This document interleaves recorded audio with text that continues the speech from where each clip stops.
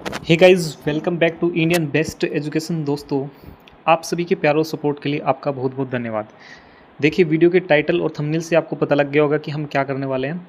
हम top 200 most repeated ओडब्ल्यूएस मतलब one word substitutions जो बहुत ज़्यादा मतलब रिपीटेड हैं, एसएससी के अलावा और भी जितने वनडे एग्जाम उसमें पूछे गए हैं वो हम करने वाले हैं। टॉप 200, ठीक है। सोर्स कहाँ, ब्लैक बुक से मैंने लिए हैं।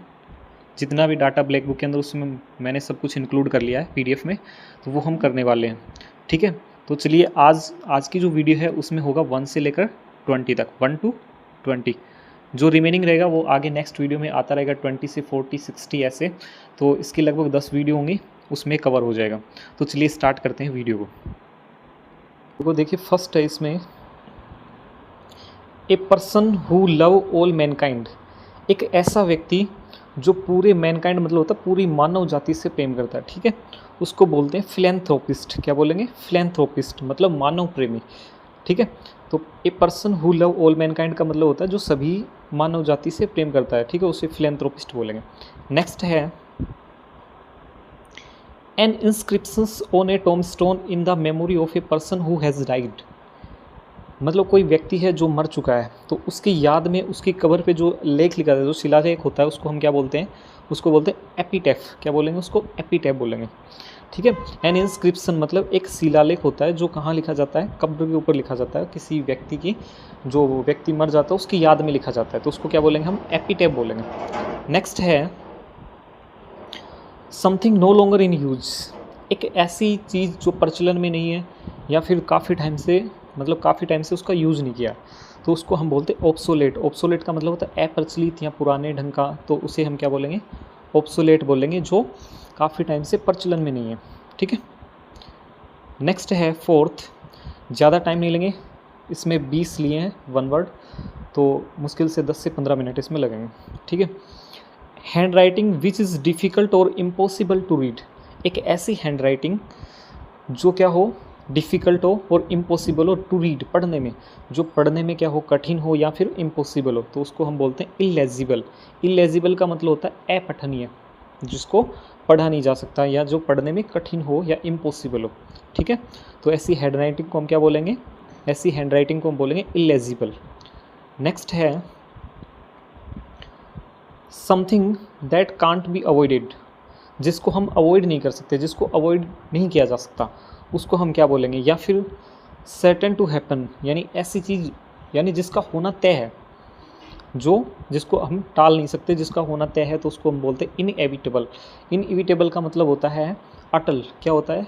इनएविटेबल का मतलब होता है अटल, जिसको टाला नहीं जा सकता, यानी जिसका होना तय है, ठीक है। Next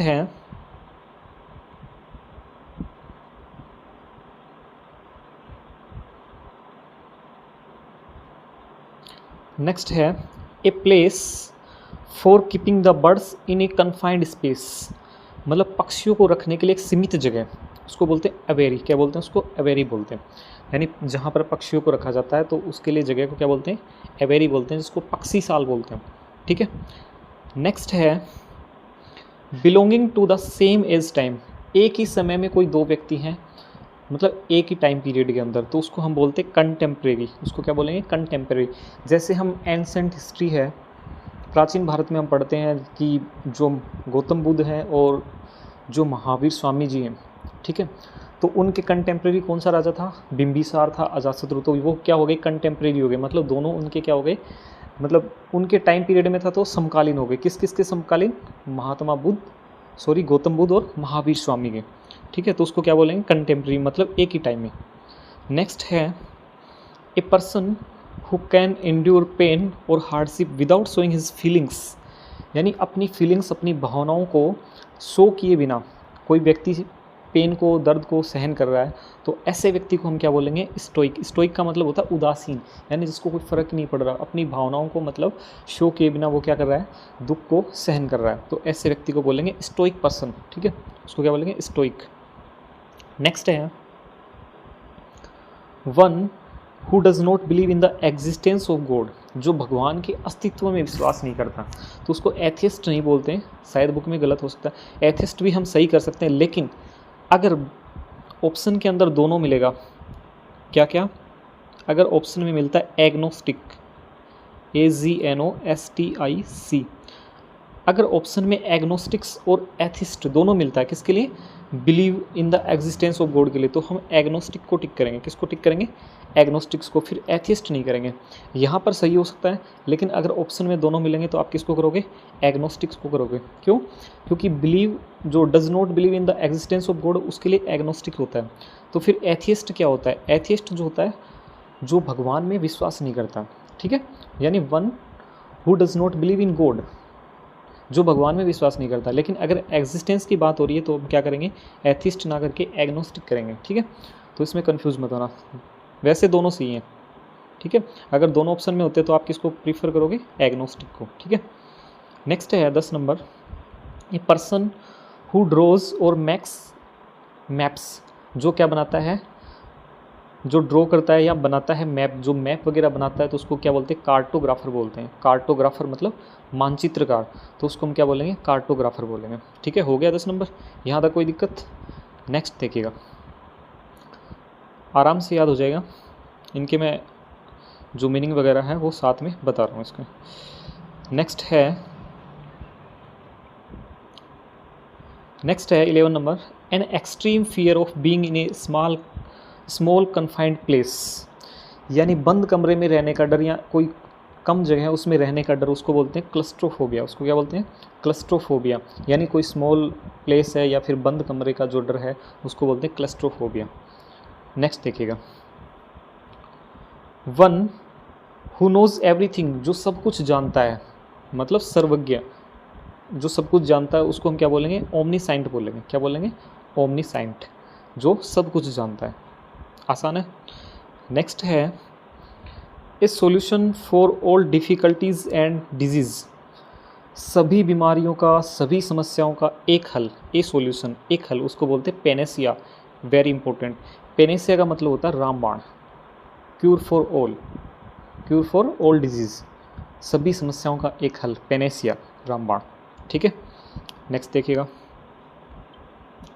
A person who knows and is able to use several language, जो काफ़ी भाषाओं का जानकार हो या काफ़ी भाषाएं एबल टू यूज़ मतलब काफ़ी भाषाओं का इस्तेमाल कर सकता है, तो उसको बोलते हैं पॉलीग्लोट। पॉली मतलब होता है बहुत सारी, ग्लोट, पॉलीग्लोट का मतलब जो बहुत सारी भाषाओं की जानकारी रखता है या इस्तेमाल में ले सकता है भाषाओं को, तो उसको पॉलीग्लोट बोलेंगे। नेक्स्ट देखिएगा, ज़्यादा टाइम नहीं लेंगे इसमें। एन अरेंजमेंट ऑफ इवेंट्स का अरेंजमेंट और dates in the order of their occurrence, इसका मतलब ये है कि जो जितने भी इवेंट्स हो रहे हैं उनको क्रम में लगाना, ठीक है, उनकी एक सूची बना लेना, जिस हिसाब से वो जिस डेट के हिसाब से जो इवेंट हो रहा है उसको एक क्रम में लगाना, उसको बोलते हैं क्रोनोलॉजी। क्या बोलेंगे उसको, क्रोनोलॉजी। इसका मतलब होता है कालक्रम, मतलब जो डेट है उसके हिसाब से इवेंट को सेट करना, घटनाओं को लगाना, तो उसको बोलते हैं क्रोनोलॉजी। नेक्स्ट देखिएगा, नेक्स्ट है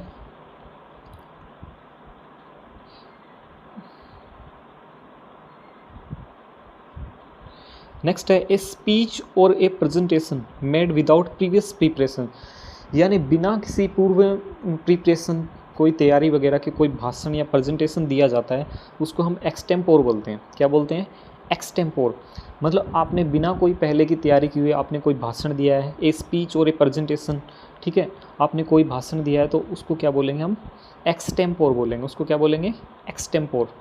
नेक्स्ट देखिएगा, इसको थोड़ा सा जूम कर लेते हैं। नेक्स्ट है, one who is difficult to please, जो मुश्किल से मुस्कुराता है या मुश्किल से खुश होता है, तो उसको बोलते हैं फास्टिडियस। हम नहीं बोलते he is a fastidious person, वो एक ऐसा व्यक्ति है, फास्टिडियस मतलब मुस्कुराता नहीं है, बहुत मुश्किल से मुस्कुराता है। जैसे हमारे गौतम गंभीर साहब हो गए, जो फिलहाल इंडियन क्रिकेट टीम के हेड कोच हैं, तो उनको भी ऐसे ही एकदम फेस उनका ऐसा ही रहता है, ठीक है। फास्टिडियस पर्सन मतलब जो मुश्किल से मुस्कुराते हैं। An imagined society where everything is perfect and happy, एक ऐसी इमेजिन्ड का मतलब होता है काल्पनिक, एक काल्पनिक ऐसी सोसाइटी, एक ऐसा समाज जहाँ पर सब कुछ परफेक्ट और खुश नज़र आता है, ठीक है, तो उसको बोलते हैं यूटोपिया। उसको क्या बोलेंगे, यूटोपिया, मतलब होता है एक इसको हम एक हिसाब से बोलते हैं आदर्श लोक, मतलब जहाँ पर सब कुछ परफेक्ट और हैप्पी, लेकिन ये इमेजिन टेक मतलब काल्पनिक है, तो उसको हम बोलते हैं यूटोपिया, मतलब काल्पनिक आदर्श लोक ऐसे कुछ, ठीक है, यूटोपिया। नेक्स्ट है one who plays for pleasure rather than as a professional, मतलब जो प्रोफेशन की बजाय खुशी के लिए, आनंद के लिए खेलता है, तो ऐसे व्यक्ति को हम क्या बोलेंगे, एमेचर। एमेचर का मतलब होता है नौसिखिया, जो नया नया आया है, जिसको प्रोफेशन से कोई लेना देना, मतलब एक मतलब अपने आनंद के लिए जो खेल रहा है उसको एमेचर बोलेंगे, मतलब नौसिखिया, नया नया सीखने वाला। लास्ट है, इसमें हम 20 ही रखेंगे, अगली वीडियो आएगी उसमें 20 से 40, 40 से 60, ऐसे करके 10 वीडियो आएंगे, 200 हो जाएंगे, ठीक है। ये जो OWS हैं ये मोस्ट रिपीटेड है, SSC एग्ज़ाम में बहुत ज़्यादा पूछे गए हैं, बार बार पूछे गए हैं, और SSC के अलावा और भी जितने भी वनडे एग्ज़ाम हैं उसमें काफ़ी पूछे गए हैं, तो ये बहुत ज़्यादा हेल्पफुल होने वाले हैं, तो इनको बहुत अच्छे से करना है। लास्ट देखिएगा, able to use the left hand and right hand equally well, यानी दोनों हाथों को, लेफ़्ट और राइट दोनों हाथों को इस्तेमाल में जो ले सकता है, यूज कर सकता है बराबर, इक्वली मतलब दोनों को बराबर इस्तेमाल कर सकता है, उसको बोलते हैं एम्बीडेक्स्ट्रस। क्या बोलेंगे, एम्बीडेक्स्ट्रस, मतलब उभयहस्त, जो दोनों हाथों को आसानी से मतलब इक्वली काम में ले सकता है, उसको बोलते हैं एम्बीडेक्स्ट्रस। तो इस वीडियो में कंप्लीट हो गया 20 तक,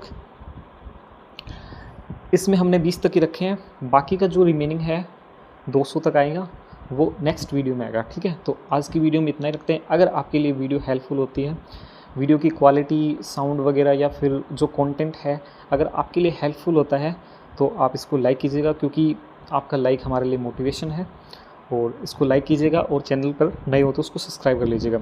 ऐसी वीडियो और आगे प्रोवाइड होती रहेंगी। तो आज की वीडियो में इतना ही रखते हैं, शुक्रिया, धन्यवाद।